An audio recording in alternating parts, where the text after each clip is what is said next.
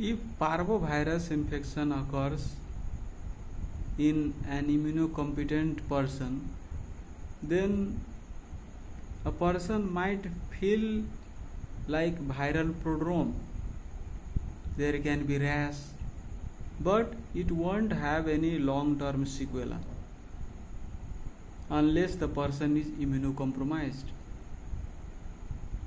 But if this infection occurs in a pregnant female, then that female might not suffer a lot, but that virus can cross the placenta and it can damage the RBC of the fetus.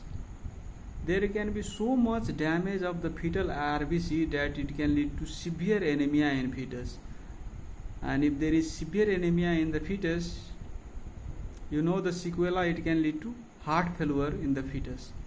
If there is heart failure, it leads to increased hydrostatic pressure in the venous circulation, which leads to exudation of the fluid from the vascular compartment, and thus there can be effusion in the pericardial cavity, peritoneal cavity, pleural cavity. Even the hands, legs will be swollen.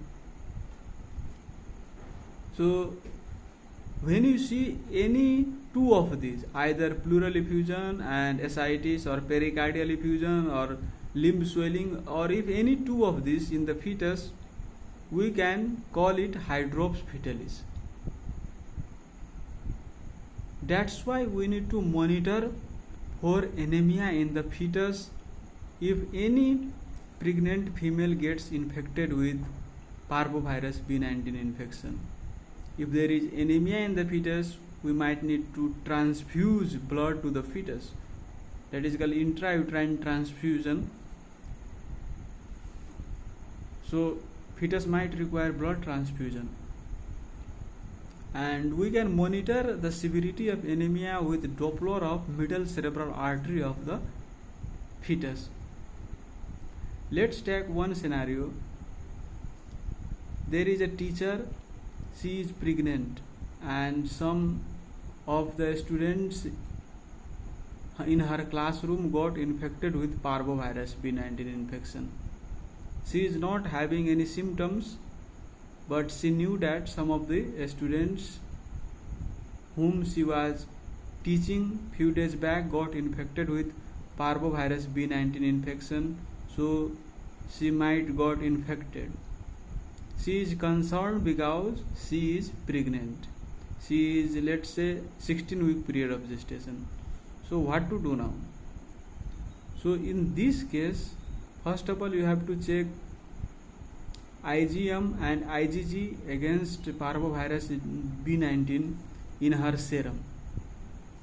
If she already has IgG against parvovirus, then she need not to worry, because even she gets new acute infection, she has enough immune capacity, enough in IgG to fight with that virus. But let's say IgG is negative, IgG is negative, and IgM is positive. Even though she is asymptomatic, but there is chance of harm to the fetus. That's why in this case, her fetus requires periodic ultrasonography to monitor for anemia.